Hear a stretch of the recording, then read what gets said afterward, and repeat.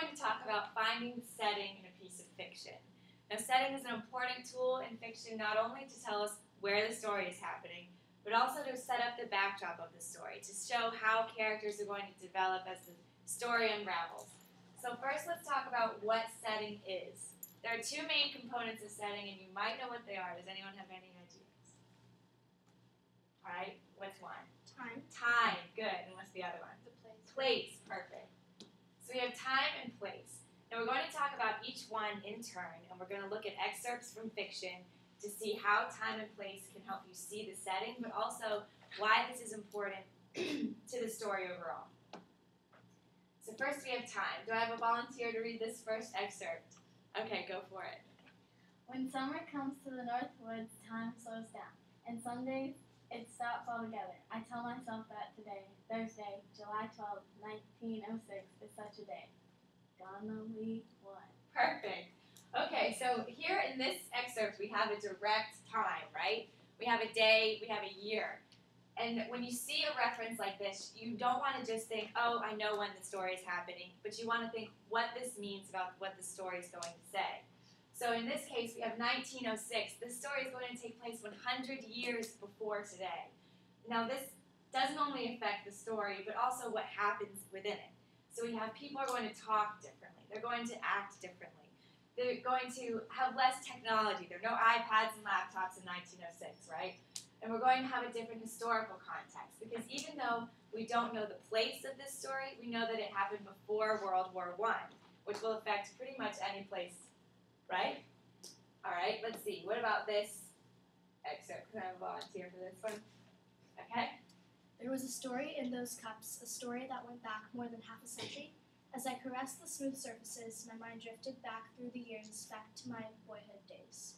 Okay, so we want to look for time not only in direct references, because time can be suggested indirectly. In this case, in Where the Red Fern Grows, the author shows that the story is going to take place 50 years before we are being told. Now, we don't know if the story is taking place 50 years ago from today. We don't know if it's 10 years ago. But we know that it's 50 years before we're going to hear the story. And this is important because it shows us that it's going to affect how the author tells us the story, which details he tells, which he keeps to himself, how he professes his memories. And the fact that this is a story about memories can tell us important details about how the author is going to develop because it's about a boy. And so all these elements of time can help us see how the characters will develop later on. So I have volunteer for this first one about place. Okay. The journey down the Amazon is one that Maya never forgot. Once a leader of capybaras, like outsized guinea pigs, lumbered after their mother. And once Maya saw a gray log lying in the shallows, which suddenly came to life. Great, thank you. So here we have the Amazon, so we know where we are. But when we find a reference to place, we want to look at the details around that reference to see if we can discern anything else about the story and how it's going to move on.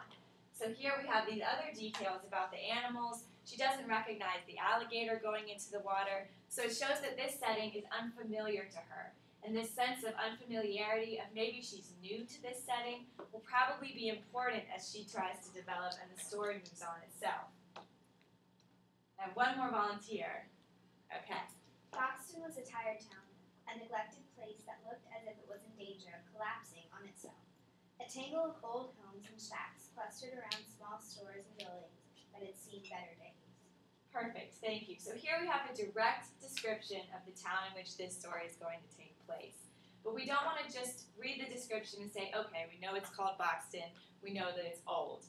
We want to say, okay, well, if we have it, we want to look at the words that she uses to describe this setting. We have the word tired, neglected, they're in danger of collapsing, there's shacks, oops, there we go, there's shacks, they've seen better days. So we get a sense that this town is kind of hopeless, it's not active, it hasn't changed much, and it's kind of in this stagnant state. So we want to see, this shows that setting not only tells you where the story is, but helps create the mood of the story, which can be really important as the story moves on.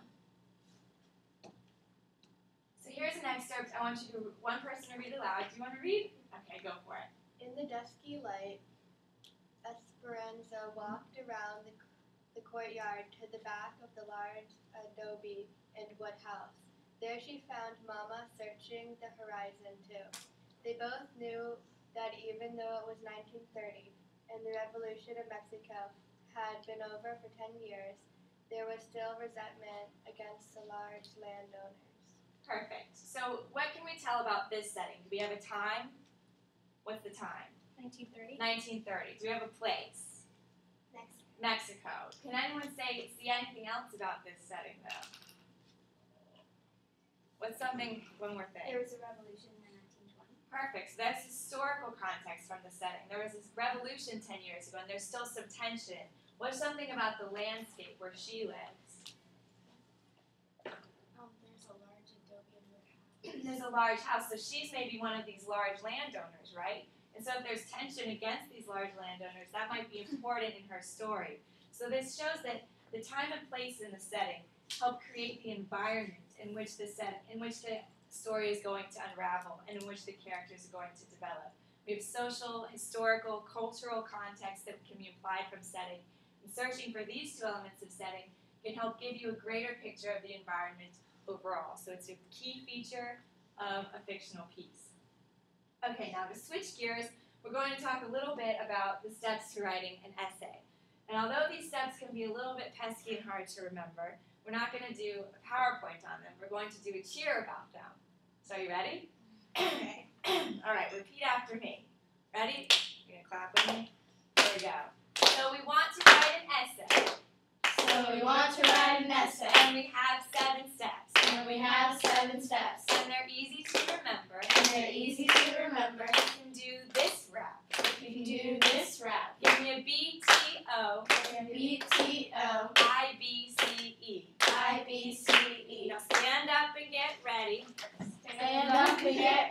Break it down with me. Brainstorm thesis outline. Introduction, take your time. Body paragraphs and then include and edit and you're done. Again. Brainstorm thesis outline.